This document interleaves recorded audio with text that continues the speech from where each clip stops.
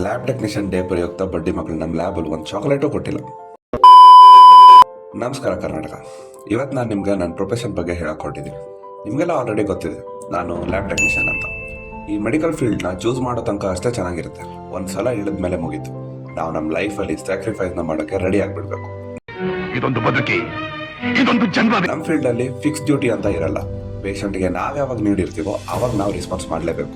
Leaves, enjoyment ಇದರಿಂದೆಲ್ಲ ಹೊರಗೆ ಬಂದ್ಬಿಡ್ತೀವಿ. ಒಂಥರ ಜನಸೇವೆಯ ಜನಾರ್ದನ ಸೇವೆ ಅಂತಾರಲ್ಲ, ಆ ಸ್ಟೇಜಿಗೆ ಕಮಿಟ್ ಆಗಿಬಿಡ್ತೀವಿ. ಮುಂದೆ ಇನ್ನ ನಮ್ಮ ಡ್ಯೂಟಿ ಲ್ಯಾಬ್ ಟೆಕ್ನಿಷಿಯನ್. ಇದೊಂಥರ ಯಾರಿಗೂ ಕಾಣಿಸ್ದೇ ಇರೋ ಕೆಲಸ, ರೆಕಗ್ನೈಸ್ ಆಗದೆ ಇರೋ ಕೆಲಸ. ಡಾಕ್ಟರ್ಸ್ ರೋಗನ ಕಂಡುಹಿಡಿಬೇಕು ಅಂದ್ರೆ ನಮ್ಮ ಹತ್ರ ಬರಲೇಬೇಕು. ನಾವು ಕೊಡೋ ರಿಪೋರ್ಟ್ಸ್ ಮೇಲೆ ಟ್ರೀಟ್ಮೆಂಟ್ ಮಾಡೋದು. ಆದ್ರೂ ಕೂಡ ನಮ್ಮಂತ ಟೆಕ್ನಿಷಿಯನ್ಸ್ ಯಾರು ರೆಕಗ್ನೈಸ್ ಮಾಡಲ್ಲ. ಕೊಡೋ ರಿಪೋರ್ಟ್ಸ್ ನ 10 ಸಲ ವೆರಿಫೈ ಮಾಡ್ತೀವಿ. ಯಾಕಂದ್ರೆ ನಾವೇನಾದ್ರೂ ರಾಂಗ್ ರಿಪೋರ್ಟ್ ಕೊಟ್ರೆ ಬೇಡಪ್ಪ ದೇವ್ರೆ ಅಂಥದ್ದೊಂದು ಆಗದೆ ಇರಲಿ.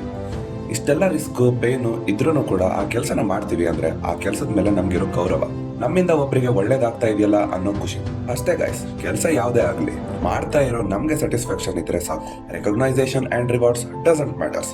ಈ ತರ ನಿಮ್ ಫ್ಯಾಮಿಲಿಲೂ ನಿಮ್ ಫ್ರೆಂಡ್ ಸರ್ಕಲ್ ಅಲ್ಲೂ ಯಾರಾದ್ರೂ ಸಪೋರ್ಟ್ ಸ್ಟಾಫ್ಸ್ ಇದ್ರೆ ಅವ್ರನ್ನ ಈ ವಿಡಿಯೋದಲ್ಲಿ ಖಂಡಿತ ಟ್ಯಾಗ್ ಮಾಡಿ. ಯಾಕಂದ್ರೆ ಕಾಣದೇ ಇರೋ ಆ ಕೈಗಳು ಮಾಡ್ತಾ ಇರೋ ಕೆಲಸಕ್ಕೆ ನಿಮ್ಮಿಂದ ಒಂದು ಚಿಕ್ಕ ರೆಕಗ್ನೈಸೇಷನ್ ಸಿಕ್ಕಂಗಾಗತ್ತೆ. ಪುಣ್ಯಾತ್ಮ ಪುಣ್ಯಾತ್ಮ